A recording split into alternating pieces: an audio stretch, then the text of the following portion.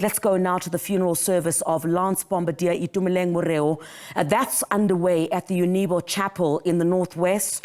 That's in Mahikeng. Moreo was amongst those 14 SANDF members who was also killed in the DRC. Let's go live now to SABC News reporter Thabiso Moss. Thabiso, thank you very much indeed for your time this morning.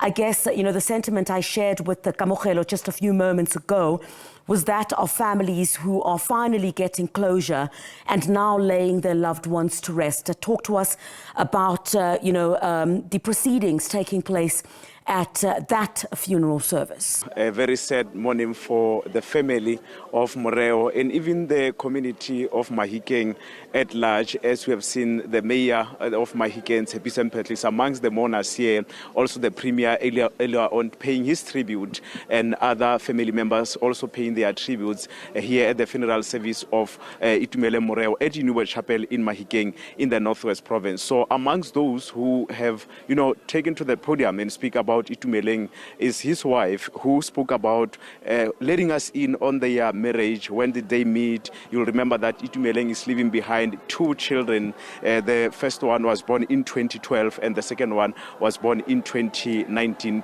And one of the uncles who spoke earlier on, he said that the family should come together and also make sure that Itumeleng's children don't miss him. They must make sure that they give the family, or they give the wife, the moral support to ensure that she continues, as she continues to bring up those 2 children. Like I'm saying, one of them is only 6 years old. He was born in 2019. And also one of those who have paid tribute is his friend, who's joining me now to talk to us about his friendship with Itumeleng Moreo. Thank you very much for joining us, Koketso Lukuma, this morning on SABC News. You spoke at length about your friendship with Itumeleng Moreo. Now, very much welcome, sir. But the friendship, it was much of importance. So that 2 kids grown up in the same neighborhood, only separated by one house as the neighbors. You can see yourself as a community here. The community came to bear and bury the very most potential person I never knew in my whole entire life.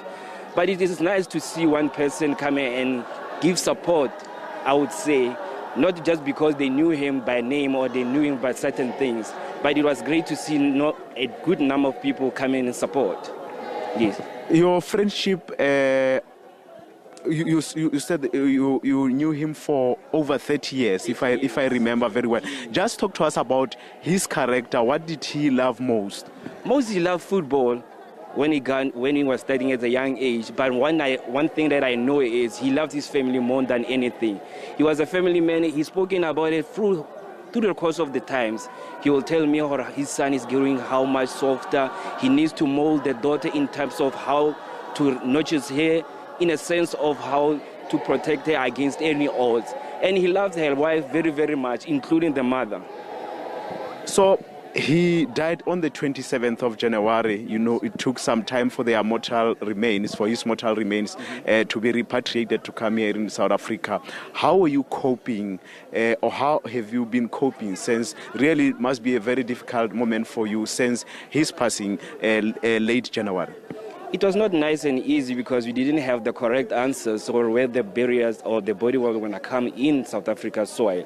And it took so much of a struggle to direct the questions to whom to answer those questions. At the same time, the pain that we were burying, we didn't know if his body is in a content manner or is in a separate way. But at the same time, we couldn't know. Where to ask for help. Because at that stage, we didn't know where help could have come from. And we have to just wait to see if ever the body is going to come. And the longer the much we waited, we didn't have much of answers of ever going to bury our friend. That took a toll in our pain. Then we didn't know how to rest him in pain. Before my final question, let me just ask you this, because there have been, a debate. The deaths of the soldiers, including Itumeleng, sparked a debate about, South Africa's participation or involvement in the DRC, in the peacekeeping mission there. Some saying that those soldiers should be withdrawn. What is your position on that?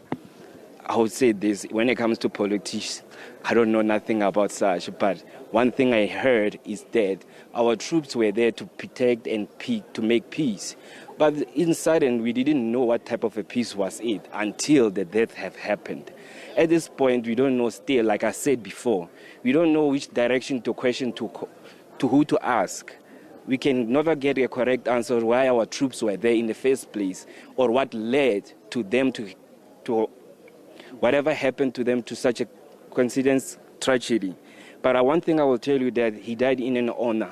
He died as a soldier. Just finally, how will you remember him? I'll remember as a funny person, as always, because we share so many memories together. Many people could say we are more much of identical, because everywhere we go, it's me and him.